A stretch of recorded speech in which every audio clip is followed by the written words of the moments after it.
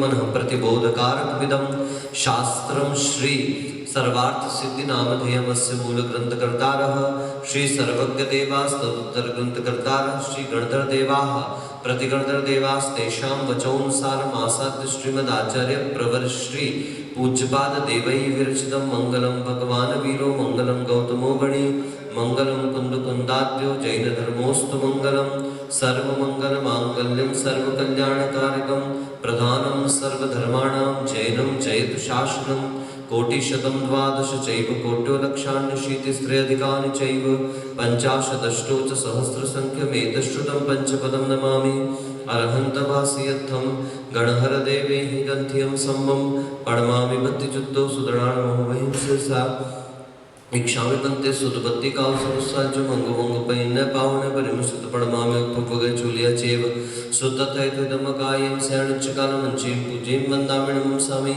दुख कौ कमुखौ बोहिलाव सुगै गुणं समाहि मरणं जिन गुण संपत्ति होदुमच्छं नमोस्त्वथ आपराणिक स्वाध्याय प्रतिष्ठापन क्रियां श्री आचार्य भक्ति कायोत्सव।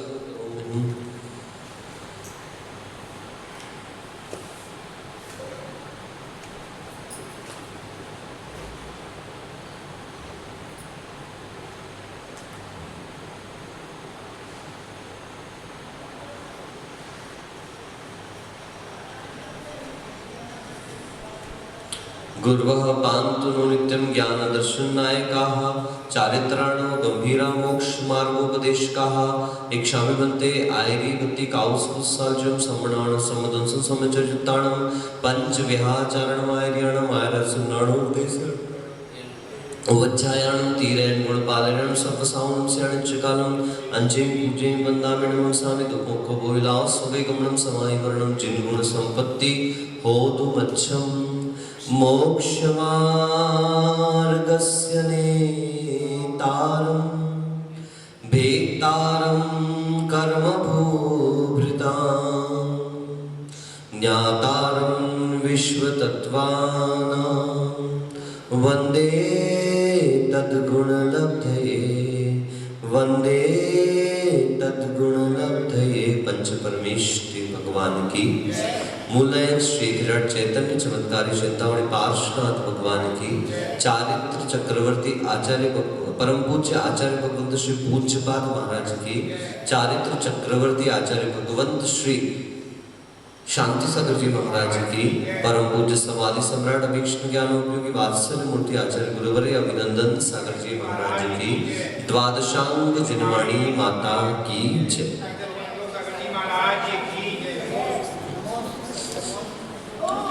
इसमें जो बंगला शरण में आया ना, ज्ञातारम, नेतारम, भेदतारम, ये तीनों एक ही जैसे शब्द हैं। ज्ञात्री, नेत्री और भेत्री शब्द, यानी ऋकारांत पद अभी आएगा, जस्ट अपने में कातंत्र में आ जाएगा, तो उसमें द्वितीय विभक्ति में ज्ञातारम बना, नेतारम, ज्ञातारम, भेदतारम द्वितीय विभक्ति में, ज्ञात्री शब्द से हाँ द्वितीय का एक वचन शब्द में इस प्रकार से अम विभक्ति में बना हुआ। तो ज्ञात्री को पिता जैसे रूप चलते हैं और इस प्रकार के बन करके उसमें तो पितरम बनेगा, लेकिन कर्ता जैसे रूप इनके बनाए तो कर्ता शब्द में कर्तारम हो जाएगा। पिता शब्द में पितरम, कर्ता शब्द में कर्तारम। और इनके त्रि अंत जो रहता है, जिनके अंत में त्रि अंत आता है, तो उनके इस तरीके से रूप चलते हैं।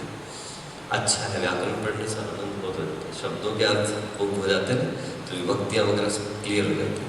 चलिए आइए, कल अपना सूत्र तदिंद्रियानिंद्रिय निमित्तम यह पूर्ण हुआ था। एवं निर्ज्ञातोत्पत्ति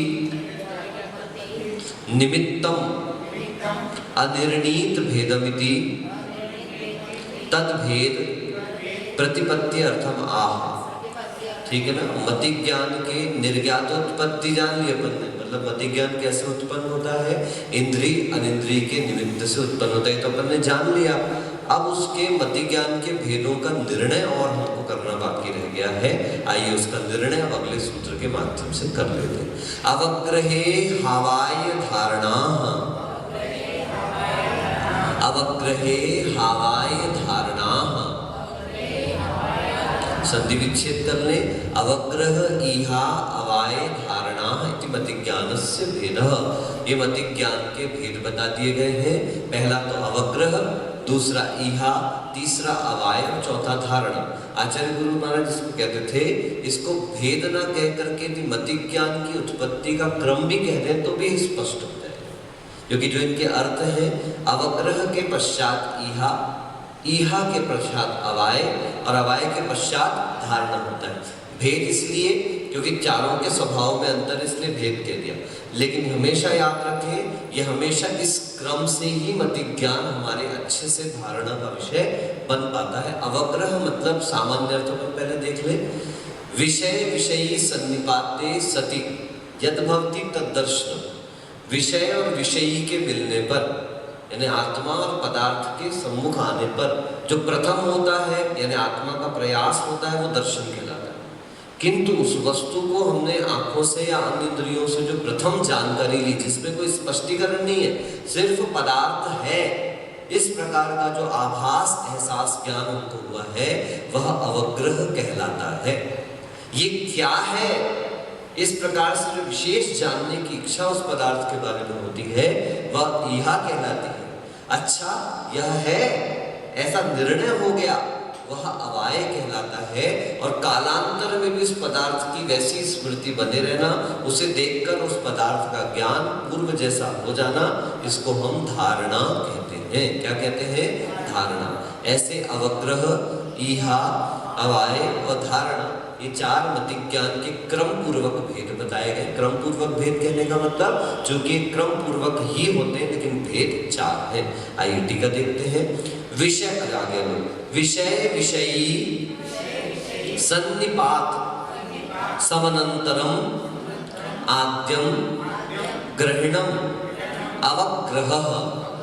विषय विषयी का सन्निपात होने के अनंतर,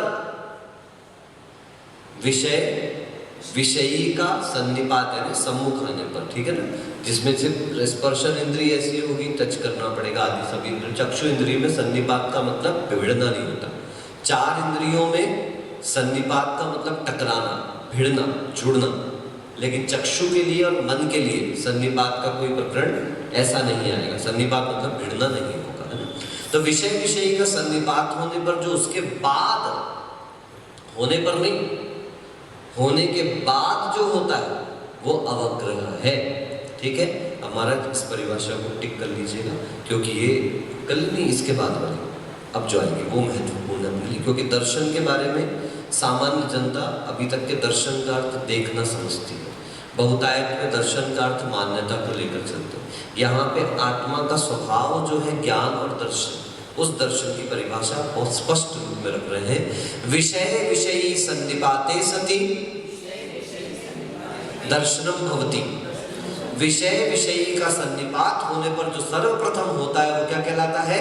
दर्शन कहलाता है। यानी वस्तु का आभास कुछ नहीं हुआ, सिर्फ और सिर्फ विषय विषयी का सन्निपात हुआ, इसको दर्शन कह दिया।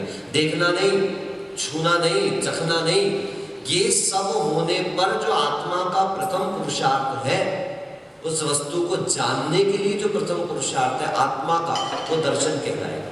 कुछ है इस प्रकार का जानना ही, और उसके बाद प्रथम चीज हो गई वो अवग्रह। ठीक है ना। तदनंतरम अर्थ ग्रहणम अवग्रह। अभी तक है नहीं है, निराकार था, लेकिन कुछ है, ये साकार हो गया। कुछ है नहीं है, इसका कोई विकल्प नहीं था, तो क्या था? दर्शन था। लेकिन जैसे कुछ है, इस प्रकार के अर्थ का ज्ञान होने लगा, तो वो क्या कहला गया? अवग्रह कहलाया। यथा चक्षुषा शुक्लम रूपमिति ग्रहणम अवग्रह। चक्षुषा तृतीय विभक्ति का प्रयोग है, टा विभक्ति का। चक्षुषा का मतलब हो गया आंखों के द्वारा। शुक्लम रूपमिति ग्रहणम, ये शुक्ल है, उस रूप मात्र का अवग्रह जो हुआ है। कुछ शुक्ल है, कुछ शुक्ल है, कुछ सफेद है, कुछ श्वेत है, यह अवग्रह हुआ। अवग्रह गृहीते अर्थे तद विशेष आकांक्षणम ईहा। क्या हो गया?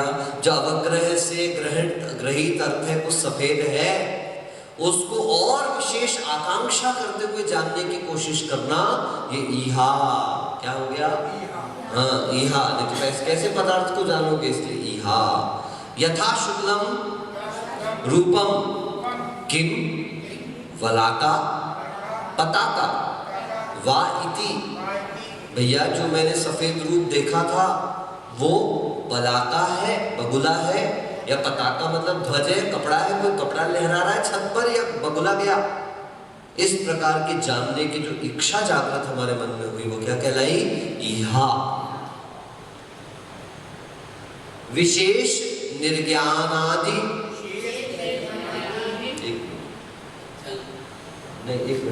विशेष निर्ज्ञाना याथात्म्य अवगमनम अवायः। विशेष जानने के लिए या विशेष जहां पर अपनो याथात्म ज्ञान जहां पर हो गया वो क्या कहलाता है? अवाय। अवाय क्या कहलाया? जान लिया अपन ने कि वो क्या। इस प्रकार से जो जान लिया वह कहला गया अवाय। उत्पतन निपतन पक्ष विक्षेपादिभिर बलाका यम बलाका। एक मिनट रुको। बलाकई नहीं, बलाकई ऊपर आपके वर्क के ऊपर रेफ है क्या? देखना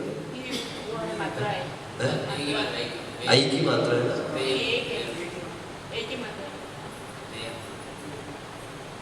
बलाका बलाकैव यम न पताका इति।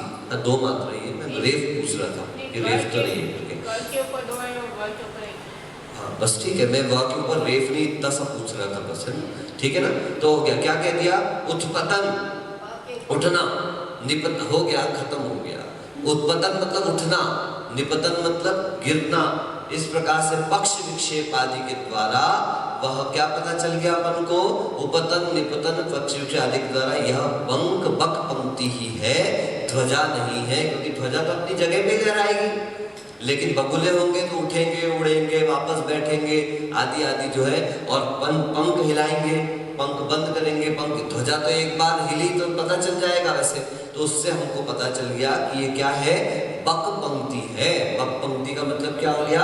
बगलों ही बैठे हुए हैं बहुत सारे, ये कोई ध्वजा वजा नहीं है। अवेतस्य कालांतरे अविस्मरण कारणम धारणा। अवाय से जिसको जान लिया है पक्का, उसको अब कालांतर में भी विस्मरण नहीं करना। वह किस निमित्त से होता है? धारणा शक्ति के कारण। यदि धारणा शक्ति पक्की रहती है तो हम कालांतर में उसमें विस्मरण नहीं करते। शास्त्र पढ़ते हैं तो हम कालांतर में भूल जाते हैं। धर्म में हमारी धारणा शक्ति बहुत कमजोर होती है, और सांसारिक बातों में हम लोगों की धारणा शक्ति बहुत मजबूत है। आज से 5 साल पहले हम इस लोहारिया में आए थे तो हमारे किस किस घर में आहार हो चुके, हम सबको ध्यान होगा है? क्यों भाई? किस किस घर में आपके आहार हो गए वो सब ध्यान होगा। मगर 5 साल पहले मैं आया था तो 5 दिन में रुक के शिविर लगाया था, उसमें प्रवचन में क्या क्या कहा था वो याद नहीं होगा, पर किसके किसके घर आहार हुआ था ये सबको बताओ। अब मैं महाराज जी यही लोहारी आया था, पहला शिविर तो गड़बड़ हो गया मेरा स्वास्थ्य के कारण, फिर दूसरे शिविर के लिए वापस आया। तो यहाँ से अप्रैल में वहाँ प्रतिष्ठा की वर्षगांठ थी प्रतापपुर में, तो संजय भी आए, संजय दोषी, उन्होंने आकर रिक्वेस्ट करी। मैंने कहा एक दिन में पहुँचना तो बहुत भारी हो जाएगा, फिर भी इतनी रिक्वेस्ट कर रहे थे वो, चलो पंचकल्याणक तो नहीं करा। उन्होंने कहा महाराज जी पंचकल्याणक पे तो आप नहीं आ पाए थे, उस समय गुरु जी की समाधि का प्रसंग था, अब तो आप उसकी वर्षगांठ में चलिए। मैं चला गया भाई, गया जाके मेरा पहला प्रवचन हुआ। तो जो मैंने प्रवचन किया तो प्रवचन के बाद कुछ बच्चे आए और आकर के बोलते महाराज जी पिछली बार भी आप जब पहली बार आए थे ना प्रतापपुर तो आपने यही प्रवचन किया था। मैंने कहा अब आगे 3 दिन रुकना है, 4 दिन तो मेरे को बहुत ध्यान रखना पड़ेगा कि इनको ये याद है कि जब मैं पिछली बार पहले दिन प्रवचन किया था तो यही प्रवचन किया था, जबकि वो पिछली बार का प्रवचन मतलब जो गुरु जी के साथ चतुर्मास में अपन गए थे तो जो पहला प्रवचन किया था वही प्रवचन आपने आज किया कर। मुझे याद नहीं था पर उनको याद था। तो ऐसी धारणा शक्ति वाले हो तो क्या मजेदार बात है कि ऐसी धारणा शक्ति हमारी धर्म के प्रति बन जाए। धर्म की क्रियाओं में बन जाए, धर्म के स्वाध्याय आदि में बन जाए। कल बड़े महाराज जी ने ऐसा मना किया था, वो आज ही भूल जाते हम, ठीक है ना। बाकी सब याद रहता है हमको, इसका उसका फलाने चंद ढिकाने चंद का सब याद रहता है, लेकिन धर्म के प्रति धारणा शक्ति बहुत कमजोर है।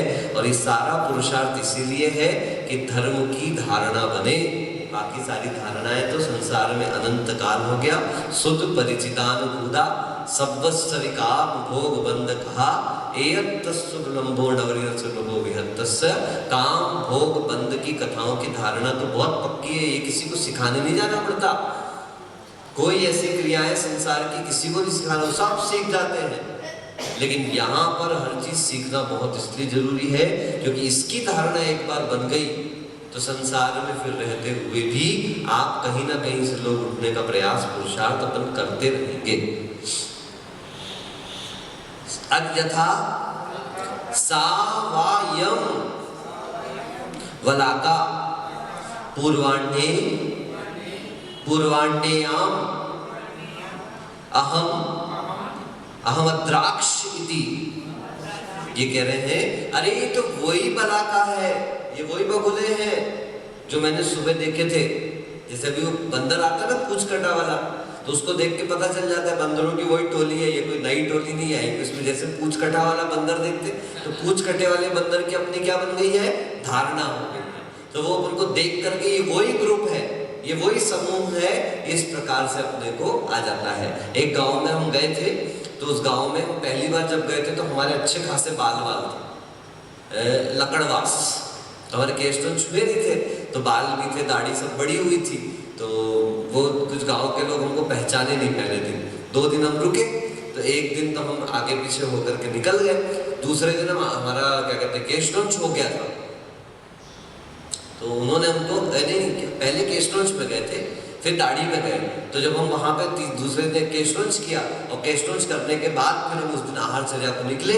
आहारचर्या में निकलने के बाद एकदम से एक बुढ़ा डोकरा चला, वही बाबूजी है, वही बाबूजी है करके। तो मेरे कल कैसे नहीं पहचाने थे, फिर बोले वो बाल दाढ़ी बड़ी थी इसलिए वो मेरे को पहचान नहीं पाए, केशवंश हुआ तो वो मेरे को पहचान गए। ऐसे धारणा मतलब किन किन चीजों की किस तरीके से बन जाती है। मति ज्ञान इस प्रकार से कार्य करता है, क्रम से अवग्रह, ईहा, अवाय, धारणा। लेकिन इन सबके पहले जो आत्मा की स्वभाव रूप क्रिया है वो दर्शन, ठीक है ना। लेकिन स्वभाव रूप क्रिया इसलिए मैं नहीं कह पा रहा उसको क्योंकि सांसारिक अवस्था में चक्षु दर्शन, अचक्षु दर्शन और अवधि दर्शन बने रहते हैं। संसार से उठने की अवस्था में ही केवल दर्शन की उत्पत्ति होती, जिसको आप संयोग केवलित्व कहते हैं। उसी समय केवल दर्शन की उत्पत्ति हुआ करती है। और वहां पर अभी तक जो दर्शन है ये ज्ञान के पूर्व होता है, लेकिन केवल ज्ञान के साथ ही केवल दर्शन होता है। वहां पदार्थों का दर्शन और फिर ज्ञान नहीं, वहां तो युगपत दर्शन एवं ज्ञान चला करते हैं। वैसे भी ज्ञान दर्शन की युगपत व्यवस्था को अपने सभी आचार्य स्वीकार करते हैं। तभी आप 6वें अध्याय का सूत्र पढ़ेंगे, तत्प्रदोष निन्नो आचार्यंतराया साधनोपघाता ज्ञान दर्शनावरणियो। ज्ञानावरण दर्शनावरण कर्म के बंध के कारण समान बताए। ज्ञानावरण दर्शनावरण कर्म का उदय सामान्यतः 12वें गुण स्थान तक होता है, वो भी समान बताए, एक साथ ही विच्छुद्धि को प्राप्त होते हैं। यहाँ तक कि ज्ञानावरण दर्शनावरण की बंध विच्छुद्धि भी 10वें गुण स्थान में एक साथ होती है। मतलब ज्ञान और दर्शन का बिल्कुल जो जोड़ा है वो किसी भी स्थिति में, चाहे वो उदय विच्छुद्धि का प्रकरण हो, चाहे वो बंध विच्छुद्धि का प्रकरण हो, चाहे वो सत्व विच्छुद्धि का प्रकरण हो, और चाहे वो कर्म के बंध के आश्रम के कारण बताए गए हो, उन सारी चीजों में जो हमारा ज्ञान और दर्शन गुण है वो एक साथ कार्य करता है। इसीलिए जब तक संसार अवस्था में तो आगे पीछे हो सकता है, लेकिन जैसे वह केवल ज्ञान को उपलब्ध करता है वहां पर फिर दर्शन और ज्ञान दोनों के बीच में कोई डिफरेंस नहीं रहता। दर्शन पूर्वक ज्ञान संसार अवस्था में, दर्शन और ज्ञान एक साथ केवल ज्ञान अवस्था में। एषाम अवग्रह आदिनाम उपन्यास क्रम उत्पत्ति क्रम कृतः, ठीक है ना। इस प्रकार से अवग्रह आदियों के उपन्यास क्रम यानी कि उत्पत्ति के क्रम को आपके सामने रखा। उपन्यास का मतलब क्या हुआ? सागर जी, अच्छा मौन है। उपन्यास, न्यास शब्द होता है रखना, ठीक है। उपन्यास निकट रखना। तो महाराज जी उपन्यास शब्द अपन जो लिखने पढ़ने वाला भी उपन्यास होता है ना, उसको भी इस परिभाषा से बैठा तो बड़ा सुंदर बैठता है। क्यों? क्योंकि सामान्य से साहित्य की भाषा बड़ी भारी हुआ करती है, लेकिन उपन्यास की भाषा कैसी होती है? बहुत आकर्षक हुआ करती है, बहुत सुंदर, जल्दी से जल्दी व्यक्ति उसको पकड़ लेता है। इसलिए जो जल्दी से निकट लेकर गया उसको क्या कहा जाता है? उपन्यास। लेकिन वो अपनी संस्कृत है ना, संयुक्ताद्यम दीर्घम, उसके कारण उपन्यास कहते हैं। क्या कहते हैं? याद है? समझ में आ रहा है? उपन्यास कोई नहीं कहता, क्या कहते हैं? इससे समझ लो, सूत्र समझना। उपन्यास पीछे आधा न और यह है, संयुक्त व्यंजन है, इसके कारण पूर्व में आए हुए रस्व को दीर्घता की प्राप्ति होती है। दीर्घ कर मत देना बोलने में, ठीक है? और जो न है उसका 2 बार उच्चारण होगा, इसलिए उपन्यास। मात्रा गिनेंगे तो न की मात्रा नहीं, प की मात्रा गिनेंगे, ठीक? प में 2 मात्रा, ऐसा गिनेंगे। संयुक्ताद्यम दीर्घ। उक्तानाम अवग्रहादीनाम प्रभेद प्रतिपत्त्यर्थम आह। अब जो अवग्रह आदि कह दिए गए हैं उनके और भेद प्रभेद कहने के लिए आज सूत्र बस अपन पढ़ लेते हैं, फिर कल इसका अर्थ देखेंगे। बहु बहुविध क्षिप्रानि श्रुतानुक्त ध्रुवाणाम सेतराणाम, ठीक है ना? बहु बहुविध क्षिप्रानि श्रुतानुक्त ध्रुवाणाम सेतराणाम। बोलिए। सबसे पहले बहु, उसके बाद बहुविध। कल ही आपने रूप बनाए बहु के, हैं? बहु बहु बहवः, बहुम बहु बहून, बहुना बहुभ्याम बहुभिः, बहवे बहुभ्याम बहुभ्यः, नहीं बहुभ्यः, चतुर्थी बहुभ्यः आएगा, हाँ बहुभ्यः। फिर उसके बाद बहोः, बहुभ्याम बहुभ्यः, फिर बहो बहवोः बहुनाम, और उसके बाद सप्तमी में क्या आ जाएगा? बहौ, बहुवो और बहुषु। आगे चलिए, तो बहु, फिर बहुविध, ठीक है? फिर क्षिप्र, अनिश्रित और अनुक्त, इन और ध्रुव, इसके सबके स इतर। इतर का मतलब क्या होगा? इसका उल्टा। तो बहु का उल्टा हो जाएगा एक, बहुविध का उल्टा हो जाएगा एक विध, उसके बाद क्षिप्र का उल्टा हो जाएगा अक्षिप्र, फिर अनिश्रित का उल्टा हो जाएगा निश्रित, फिर अनुक्त का उल्टा हो जाएगा उक्त, और ध्रुव का उल्टा हो जाएगा अध्रुव, ठीक है ना? बहु मतलब बहुत, बहुविध बहुत प्रकार का, एक का मतलब बिल्कुल सिंगल, और एक विध मतलब एक ही प्रकार का। फिर क्षिप्र का मतलब होता है शीघ्र, तो अक्षिप्र का मतलब हो जाएगा धीरे धीरे चलने वाला, ठीक है ना? जैसे महाराज बिजली कड़कती है, क्षिप्र होगा, शीघ्र कड़क के चली जाती है, लेकिन चांद सूरज जो जाते हैं वो धीरे धीरे जाते हैं। फिर अनिश्रित, निश्रित का मतलब निकला हुआ, और अनिश्रित का मतलब जो ढका हुआ है, और अनुक्त का मतलब जिसे कहा नहीं गया है, और उक्त का मतलब कह देने के बाद समझ में आया। जैसे मैंने आपसे कह दिया भाई ये भानु का रूप है, अब गुरु है, बहु है, ये कई राहों आप समझ गए कि इनके रूप भी किसके समान चलेंगे? भानु के समान चलेंगे। अब आपको पूरा बताओ, भानु में देख प्रतिमा में भानु बना था, तो गुरु में भी गुरु बनेगा, भानु में दूसरे में रूप भानु बना था, तो उसमें भी गुरु बनेगा। ये हो जाएगा आपका अनुक्त, उक्त का मतलब बार बार कह के बताना पड़ रहा है। ध्रुव मतलब जो पर्याय, जो स्थिर पर्याय आदि के हैं, स्थिर पर्याय के स्थिर, जो स्थिरता जिसकी लंबी चौड़ी है उनका ज्ञान होना ध्रुव का ज्ञान, और जो स्थिरता जिसमें नहीं है ऐसे पदार्थों का ज्ञान अध्रुव का ज्ञान कहलाता है। ऐसे मति ज्ञान इसके भेदों से भी कितने प्रकार का हो जाता है? 12 प्रकार का, जो विशेष भेद और इनके विशेष अर्थ अपन कल आगे इसकी टीका में अपन लोग देख लेंगे। आज आपका समय हो गया। हाँ जी, हाँ, कल दोपहर में 3 बजे से कातंत्र व्याकरण और 3:30 बजे से सर्वार्थ।